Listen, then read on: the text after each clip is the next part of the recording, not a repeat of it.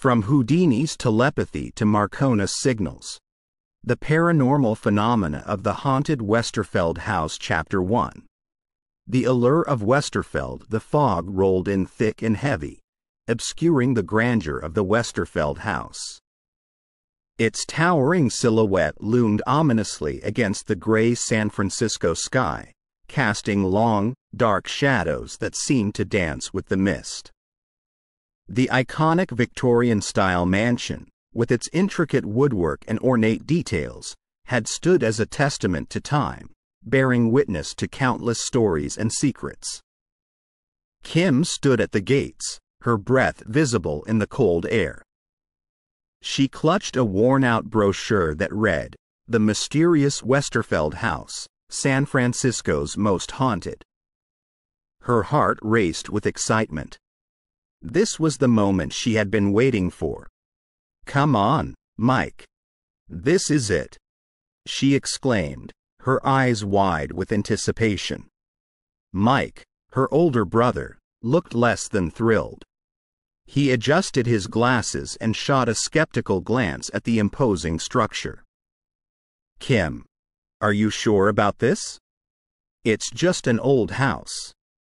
Kim rolled her eyes. "It's not just an old house, Mike. It's the Westerfeld House. Don't you know the stories?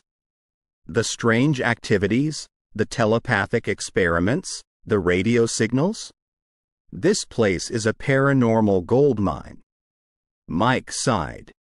"I still don't get why you're so obsessed with this paranormal stuff. Ghosts, spirits, haunted houses. It's all just stories." Kim smirked. "That's where you're wrong. Every story has a grain of truth. And I intend to find it." Without waiting for a response, Kim pushed open the creaky gates and stepped onto the cobblestone path leading to the house. Mike hesitated for a moment, then followed, muttering under his breath about his sister's wild imagination. As they approached the entrance, the wind picked up, causing the trees to sway and rustle. The atmosphere grew tense, and an eerie silence enveloped them. Suddenly, a loud creak echoed through the air, making them both jump. They turned to see the massive front door slowly opening on its own. Mike gulped. "Okay, that was weird." Kim grinned, her excitement palpable. "Told you. Let's go in." The interior of the house was grand, with high ceilings, ornate chandeliers, and walls adorned with portraits of stern-looking individuals. But what caught Kim's attention was a dusty old journal lying on a table near the entrance. She picked it up, carefully flipping through its yellowed pages. "These look like entries from the time of William Westerfeld," she whispered, her voice filled with awe. "Listen to this. The house has a pull, a cosmic energy that I cannot explain. At times, I hear voices, whispers from the walls. The stairs creak as if someone is walking, yet no one is there." Mike raised an eyebrow. It could be just the house settling. Old houses make noises. Kim shot him a playful glare. Always the skeptic. "Wait, there's more." She continued reading. "Last night, I witnessed something I cannot explain. A shadow, fleeting and swift, moved across the hallway. It was not human, yet it had a presence. The house is alive, and it speaks to those who listen." A sudden gust of wind blew through the house, extinguishing the candles and plunging them into darkness. Kim and Mike exchanged nervous glances. "Okay, that was definitely not the house settling," Mike admitted, his voice shaky. Kim, trying to hide her own fear, replied, "See? I told you this place was special." As their eyes adjusted to the dim light, they noticed a faint glow coming from the staircase. Drawn to it, They approached and saw that the glow was emanating from an old photograph of a man with piercing eyes and a stern expression. That's Harry Houdini," Kim whispered, recognizing the famous magician. Mike looked puzzled. "What's a photo of Houdini doing here?" Kim's eyes sparkled with excitement. "Don't you see? This is our first clue. Houdini, Marconi, Westerfeld. They're all connected to this house. And I'm going to uncover every secret it holds." Mike, despite his skepticism, couldn't help but be intrigued. "All right, sis. Let's see where this mystery leads." And with that, the siblings delved deeper into the enigmatic world of the Westerfeld House, unaware of the adventures and revelations that awaited them. Chapter 2. The Tower's Secrets. The Westerfeld House towered above them, its spires reaching out to the gray San Francisco sky. Kim, her curiosity piqued by the journal and the photograph, was eager to explore the tower. Mike, though skeptical, couldn't deny the allure of the mystery. Legend has it that the tower is where most of the paranormal activities occur, Kim whispered, her voice echoing slightly in the vast hallway leading to the tower's entrance. Mike chuckled, "You and your legends. Let's just see what's up there." As they began their ascent, the atmosphere changed. The air grew colder, making them shiver involuntarily. The wooden steps creaked under their weight, and the dim light from the windows cast eerie shadows on the walls. Suddenly, a faint crackling sound filled the air, growing louder with each step they took. It sounded like radio signals. Mike stopped in his tracks, his eyes wide. "Do you hear that?" Kim nodded, her excitement evident. "It's just like the stories. Marconi transmitted the first radio signals on the West Coast from this very tower." As they continued their ascent, the radio signals became clearer. They could hear faint voices, speaking in a language they couldn't understand. The voices seemed to be having a conversation, their tones urgent. Mike, trying to make sense of it all, said, "It's probably just some interference from a nearby radio station." But Kim wasn't convinced. "No, it's something else. It's like they're trying to tell us something." Lost in thought, they reached the top of the tower. The room was surprisingly spacious, with large windows offering a panoramic view of San Francisco. In the center stood an old wooden table, covered in dust and cobwebs. On it lay various instruments and devices, remnants of a bygone era. Mike, ever the skeptic, began examining the devices. "These look like Marconi's early radio equipment. It's amazing they're still here." Kim, however, was drawn to a corner of the room. There, framed by the window, was a photograph. She picked it up, brushing off the dust. It was a picture of Houdini, the same stern expression on his face, but this time he was standing in the tower, right where they were. This is incredible," Kim whispered, her voice filled with awe. "Houdini was here. He stood right here." Mike, intrigued by the photograph, came over. "It's the same picture we saw downstairs. But why is it here?" Before Kim could answer, a sudden cold breeze swept through the room, extinguishing the candles and plunging them into darkness. The radio signals grew louder, the voices more frantic. Mike, trying to remain calm, said, "It's just the wind. Let's light the candles and get out of here." But as he reached for the matches, he felt a hand on his shoulder. He turned around, expecting to see Kim, but there was no one there. The room was empty, save for the two of them. Kim, sensing his unease, asked, "What's wrong?" Mike, his voice shaky, replied, I felt a hand on my shoulder. But there's no one here. Kim, her eyes wide with fear, whispered, "It's the spirits. They're trying to communicate with us." The radio signals grew louder, the voices more distinct. They could hear snippets of conversations, mentions of experiments, telepathy, and signals. It was as if they were being transported back in time, witnessing Marconi's experiments firsthand.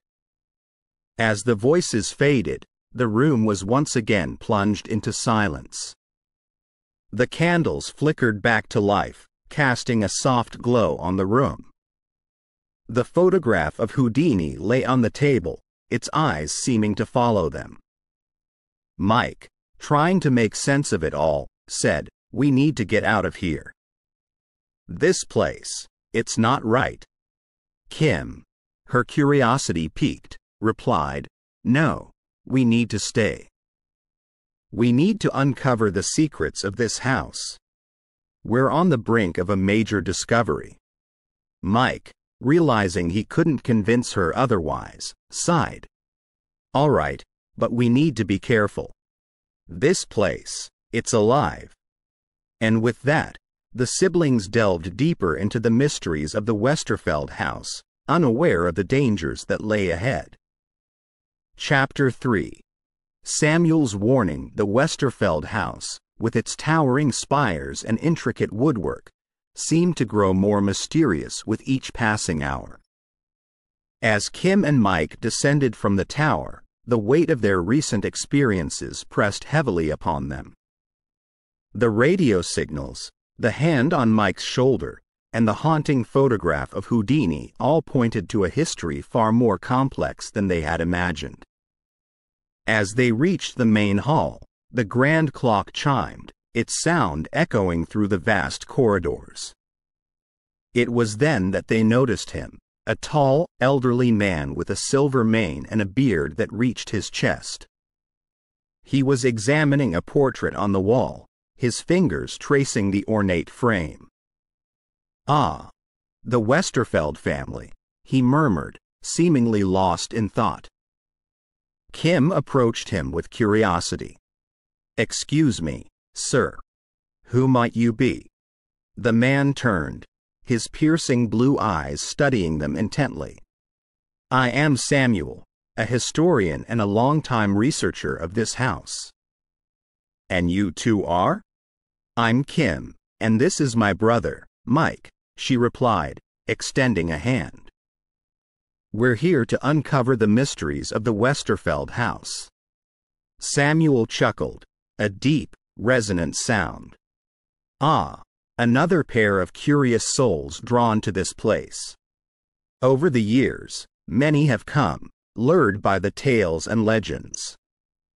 But few truly understand the energy that resides here." Mike, ever the skeptic, raised an eyebrow. "Energy? You mean the supposed paranormal activity?" Samuel nodded, his gaze distant. "Yes, but it's more than just ghosts and spirits. This house has a cosmic pull, an energy that attracts those with inquisitive and inventive minds. From Houdini's telepathic experiments to Marconi's radio signals, they were all drawn here, seeking answers." Kim's eyes widened with excitement. "That's exactly what we've been experiencing. The radio signals, the photograph, everything." Samuel sighed, his expression grave. "But with great knowledge comes great danger. There's a guardian here, a muse sprite, if you will. It protects the house's secrets and doesn't take kindly to intruders." Mike scoffed. "A muse sprite? You expect us to believe that?" Samuel fixed him with a stern gaze. "Believe what you will, young man. But heed my warning. This house is not to be trifled with." As night began to fall, the atmosphere grew tense. The dim light from the chandeliers cast eerie shadows on the walls, and the wind howled outside, rattling the windows. Suddenly, a deep, mournful moan echoed through the house, sending shivers down their spines. That came from the basement, Kim whispered, her voice shaky. Samuel nodded gravely. It's the muse sprite. It knows you're here, and it's not pleased. Mike, trying to mask his fear, said, it's probably just the wind or the house settling. There's a logical explanation for everything. Samuel shook his head. You can deny it all you want, but the truth remains. This house is alive, and it demands respect. Without another word, Samuel turned to leave, his footsteps echoing in the vast hall. As he reached the door, he paused, looking back at them with a solemn expression. Leave this place while you still can, he warned. The muse sprite is not to be underestimated. It will do whatever it takes to protect the house's secrets. And with that, he was gone, leaving Kim and Mike alone in the vast, echoing hall. The weight of Samuel's words pressed heavily upon them, and they couldn't shake the feeling that they were being watched. As the night deepened, the moans grew louder, more insistent. The house seemed to come alive, its walls pulsating with energy. Kim and Mike, realizing the danger they were in, decided to heed Samuel's warning and leave. But as they made their way to the exit, they found the doors locked, trapping them inside. The muse sprite, it seemed, had other plans for them. And so, the siblings found themselves at the mercy of the Westerfeld House, its secrets beckoning them deeper into its depths, where danger and discovery awaited. Chapter 4. Midnight discoveries. The vastness of the Westerfeld House seemed to amplify as the night deepened. The grand chandeliers cast a dim, golden hue, their light flickering and dancing on the ornate walls. Kim and Mike, driven by a mix of curiosity and defiance, had decided to stay, despite Samuel's ominous warnings. We can't just leave now, Mike, Kim had argued. We're on the brink of something big. I can feel it. Mike, though apprehensive, couldn't deny the pull of the mystery. All right, he'd conceded, but we stick together. No wandering off. They'd set up a makeshift camp in the main hall, with blankets and a few candles.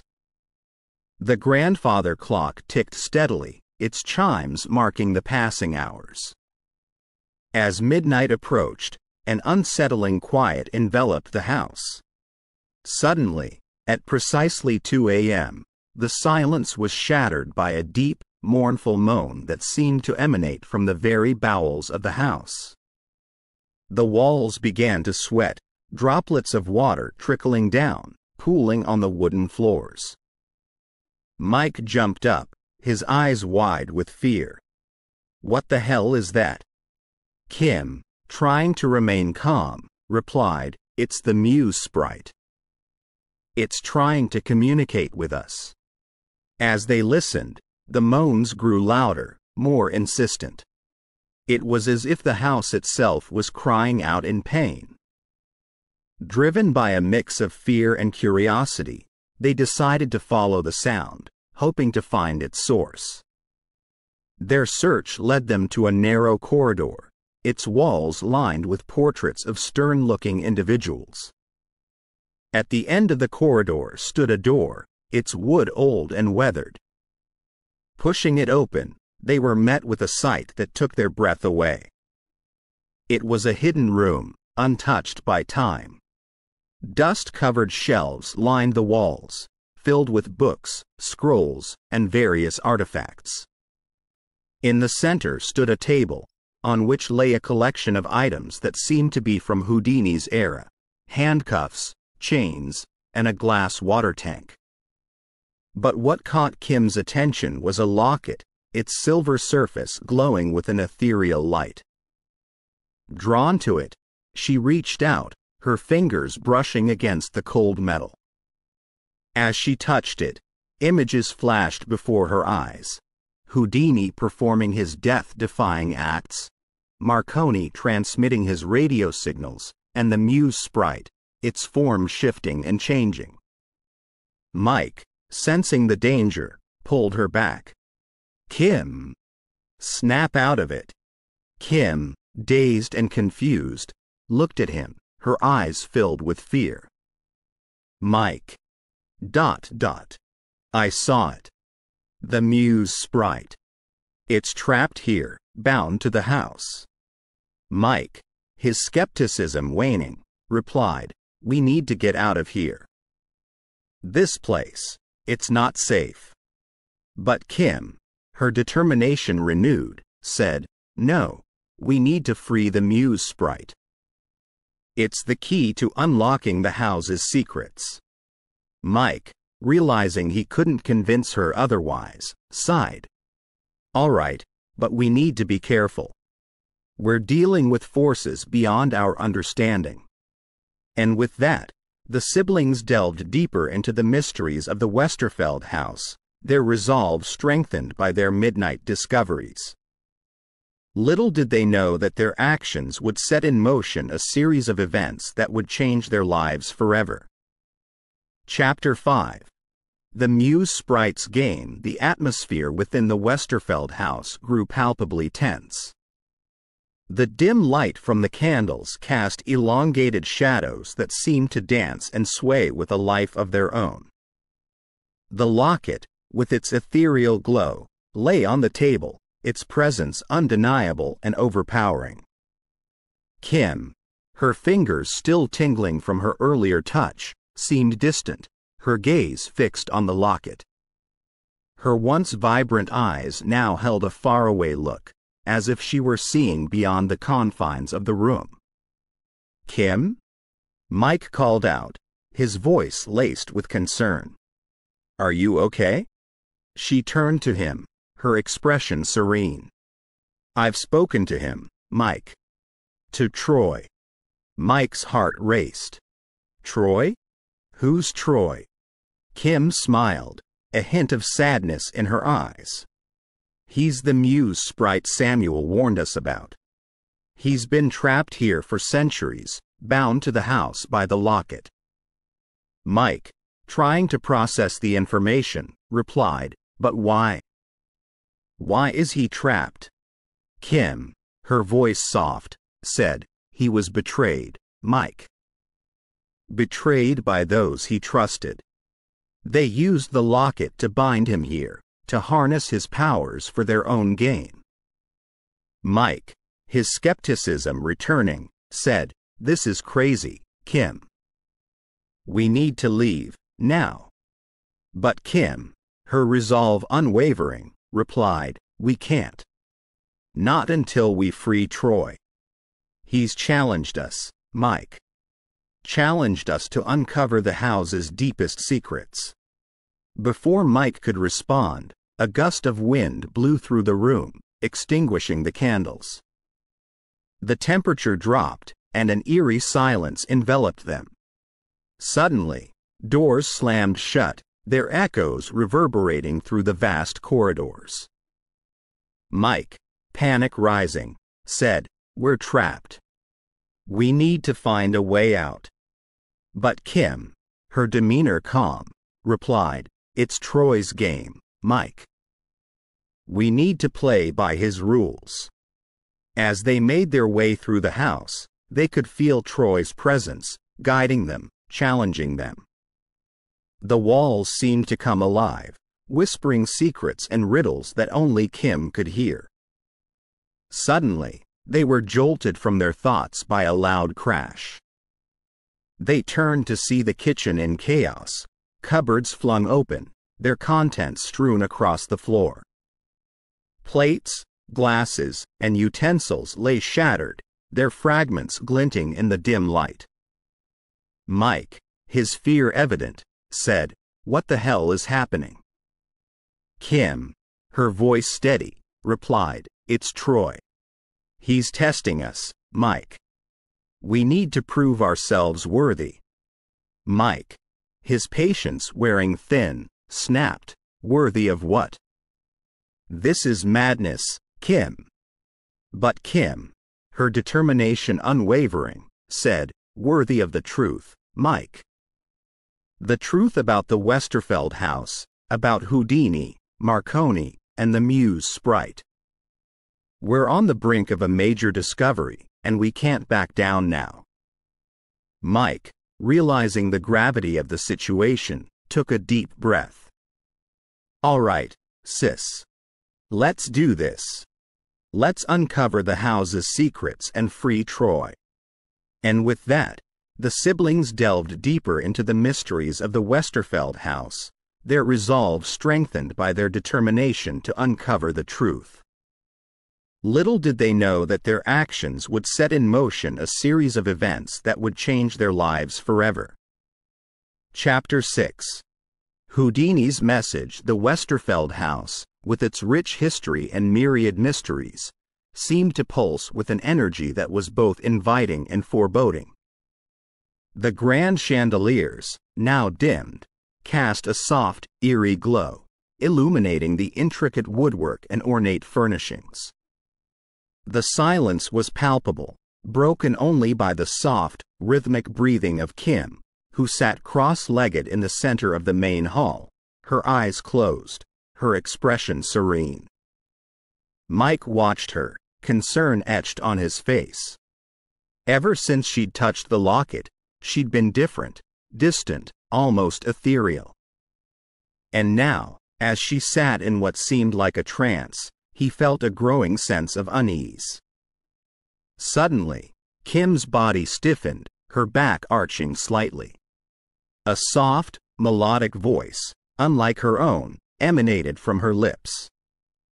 "I am Houdini," it said, its tone calm and measured. Mike, his heart racing, took a step back. "Kim? Is that you?" The voice continued, seemingly unperturbed. "I was drawn to this house, just like you. The energy, the pull, it's undeniable. I conducted my telepathic experiments here, seeking to communicate with the other side. But I was not alone. The muse sprite, Troy, was always watching, always waiting."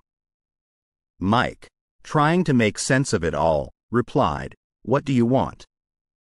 Why are you here?" Houdini's voice, filled with sadness, said, "I am here to warn you. The sprite is not to be trifled with. He is cunning, deceptive. He will use every trick in the book to get what he wants." Mike, desperation evident in his voice, said, "How do I save my sister? How do I free her from the sprite's grasp?" Houdini's voice, now softer, replied, "Seek Samuel. He holds the key. But be warned, the path is fraught with danger. The sprite will stop at nothing to protect his secrets." With that, Kim's body relaxed, her breathing returning to normal. She opened her eyes, confusion evident in her gaze. "Mike? What happened? Where am I?" Mike, relief flooding him, rushed to her side. "It's okay, sis. You're safe now. But we need to find Samuel. He holds the answers." Without wasting any time, they set out in search of Samuel. The house, with its winding corridors and hidden rooms, seemed to come alive, guiding them, challenging them. As they made their way through the maze, they could feel the sprite's presence, watching them, waiting for the right moment to strike. Finally, after what seemed like hours, they found Samuel, poring over a book in the library. He looked up, his expression grave.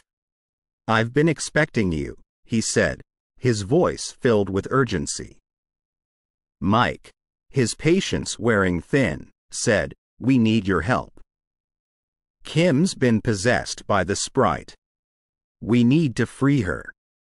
Samuel nodded, his gaze distant. I feared this would happen. The sprite is powerful, and he will stop at nothing to protect his secrets. He handed them the book, its pages yellowed with age. This, he said, is the key. It details the rituals and incantations needed to appease muse sprites. But be warned, it's not for the faint of heart. Mike, determination evident in his voice, replied, "We'll do whatever it takes. We need to save Kim." As they delved into the book, the weight of their task became evident. The rituals were complex, requiring specific ingredients and precise timing. And with each passing hour, Kim's health deteriorated, her once vibrant eyes now dull and lifeless. The race against time had begun. With Samuel's guidance, Mike set out to gather the ingredients, his resolve unwavering. The house, with its myriad secrets, seemed to come alive, guiding him, challenging him. As the night deepened, the atmosphere grew tense. The walls seemed to pulse with energy, and the wind howled outside, rattling the windows. The sprite's presence was undeniable, its power growing with each passing hour. But Mike, with Samuel by his side, was undeterred. Armed with the book and their determination, they set out to free Kim from the sprite's grasp, their actions setting in motion a series of events that would change their lives forever. Chapter 7. Marconi's legacy. The Westerfeld House, with its towering spires and intricate woodwork, seemed to resonate with an energy that was both ancient and otherworldly. As Mike and Samuel delved deeper into the mysteries of the house, they stumbled upon a hidden chamber, its entrance concealed behind a bookshelf in the library. Inside, the room was a treasure trove of artifacts and documents from a bygone era. Dust-covered shelves lined the walls, filled with books, scrolls, and various instruments. But what caught Mike's attention was a leather-bound journal, its pages yellowed with age. The cover bore the initials, G.M. Opening the journal, Mike was met with a series of notes and diagrams, all penned in a meticulous hand. As he leafed through the pages, he realized that they were Marconi's notes on harnessing cosmic energy.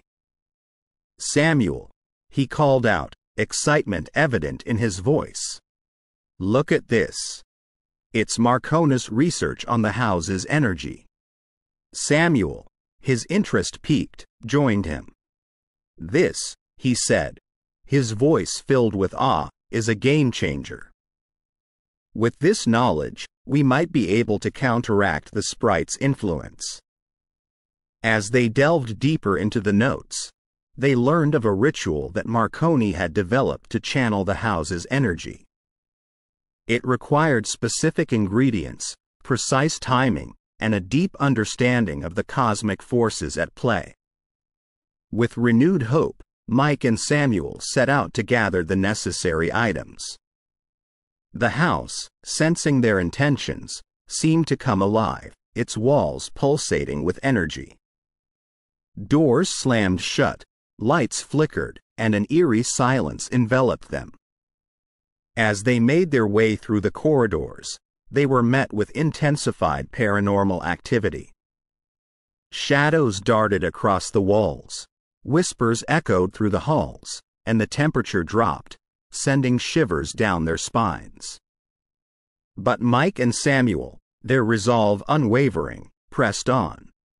Armed with Marconi's notes and their determination, they prepared for the ritual, setting up a makeshift altar in the main hall.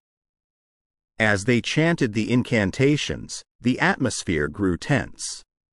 The walls seemed to close in on them, and the wind howled outside, rattling the windows. The sprite's presence was undeniable, its power growing with each passing moment. Suddenly, A voice, soft and melodic, beckoned them. "Come," it said, its tone both inviting and foreboding. "Come to the basement." Mike, his heart racing, turned to Samuel. "What do we do?" Samuel, his expression grave, replied, "We follow the voice. It's the only way." And with that, they made their way to the basement, the weight of their task pressing heavily upon them. The stairs creaked under their weight, and the air grew colder with each step. As they reached the bottom, they were met with a sight that took their breath away. The basement was a vast chamber, its walls lined with intricate carvings and symbols. In the center stood a stone altar, its surface covered in runes and glyphs. The voice, now louder, echoed through the chamber. "Welcome," it said, its tone dripping with malice. "You seek to harness the house's energy, but you are not worthy." Mike, his fear evident, replied, "We're here to free the muse sprite, to break the curse that binds him to this house." The voice, now filled with rage, said, "You dare defy me? You will pay for your insolence." And with that, the chamber was plunged into darkness, the only sound the soft, rhythmic breathing of Mike and Samuel, their fate now hanging in the balance. Chapter 8. The basement's depths. The darkness in the basement was oppressive, a tangible weight that seemed to press down on Mike and Samuel. The only source of light was the faint glow emanating from the stone altar, casting eerie shadows that danced and flickered on the walls. The silence was broken only by the soft, rhythmic drip of water echoing through the vast chamber. As they approached the altar, they noticed a shimmering portal, its edges pulsating with energy. The portal seemed to be a gateway, leading to different time periods, each one a snapshot of the Westerfeld House's storied history. Taking a deep breath, Mike stepped through the portal, the world around him blurring and shifting. When his vision cleared, he found himself in a grand hall, its walls adorned with intricate woodwork and ornate furnishings. The atmosphere was one of celebration, with guests dressed in finery, their laughter and chatter filling the air. As he made his way through the crowd, he caught sight of a familiar face, a young William Westerfeld, his eyes bright with excitement and anticipation. Drawn to him, Mike approached, introducing himself as a distant relative. Westerfeld, his curiosity piqued, welcomed him with open arms. "It's not every day that one meets a relative from the future," he said, his tone light and jovial. As they conversed, Mike learned of Westerfeld's tragic fate. "I built this house with love and care," he said, his voice filled with sadness. "But it was not meant to be. I was betrayed by those I trusted, my dreams shattered, my legacy tarnished." Mike, his heart heavy, replied, "I'm here to set things right, to free the muse sprite and break the curse that binds him to this house." Westerfeld, his eyes filled with hope, said, "I wish you luck, my friend. The house's energy is powerful, and the sprite is not to be trifled with." As they parted ways, Mike stepped back through the portal, the world around him blurring and shifting once more. When his vision cleared, he found himself back in the basement, the stone altar now glowing with an ethereal light. But Samuel was nowhere to be found, lost in the time vortex, leaving Mike alone to face the challenges ahead. Suddenly, a voice, soft and melodic, echoed through the chamber. "You seek to free the muse sprite," it said, its tone dripping with malice. "But you are not worthy." Mike, his resolve unwavering, replied, "I'm here to save my sister and Samuel. I'll do whatever it takes." The voice, now filled with rage, said, "You dare defy me? You will pay for your insolence." But before Mike could respond, another voice, calm and measured, interjected. "Enough," it said. "I am Troy, the muse sprite. I have been trapped in this house for centuries, bound by the locket, my powers harnessed for others' gain." Mike, realizing the gravity of the situation, replied, "I'm here to free you, to break the curse that binds you to this house." Troy, his tone softening, said, "I seek freedom, but the price is high. In return, I ask for a favor." Mike, desperation evident in his voice, said, "Name your price." "I'll do whatever it takes to save Kim and Samuel." Troy, his voice filled with hope, replied, "Free me from the locket's grasp, and I will help you save your sister and Samuel. But be warned, the path is fraught with danger." And with that, Mike and Troy struck a deal, their fates now intertwined, their actions setting in motion a series of events that would change the course of history. Chapter 9. The ritual. The dimly lit basement of the Westerfeld House was a stark contrast to the grandeur of its upper floors. The stone walls, cold and damp, seemed to close in on Mike as he laid out the artifacts and notes he had gathered. Marconi's detailed sketches and Houdini's personal belongings were spread out on the ancient wooden table that had been pushed to the center of the room. Taking a deep breath, Mike began to recite the incantations from Marconi's notes. His voice, steady and clear, echoed through the chamber, each word resonating with the energy of the house. As he chanted, the artifacts began to glow, their light pulsating in rhythm with his voice. Suddenly, the ground beneath him shook violently, causing the walls of the basement to tremble. Dust and debris rained down from the ceiling as the entire house seemed to come alive. The air grew thick with tension, and a deafening roar filled the chamber. From the shadows, spirits of past inhabitants began to emerge. Ethereal and translucent, they floated gracefully, their expressions a mix of curiosity and sorrow. Among them, Mike recognized the young William Westerfeld, his eyes filled with hope and determination. As the ritual reached its climax, a blinding light emanated from the center of the room, enveloping Kim. Her body, which had been limp and lifeless, began to convulse, her limbs thrashing wildly. With a final, guttural scream, she was released from Troy's grasp, her connection with the muse sprite severed. Mike, relief flooding him, rushed to her side, cradling her in his arms. "Kim," he whispered, his voice filled with emotion. "It's over. You're safe now." Kim, her eyes fluttering open, looked up at him, confusion evident in her gaze. "Mike?" she murmured, her voice weak. "What happened? Where am I?" Mike, tears streaming down his face, replied, "You were possessed by the muse sprite. But we freed you. You're safe now." But their relief was short-lived. The house, its energy now unstable, began to implode.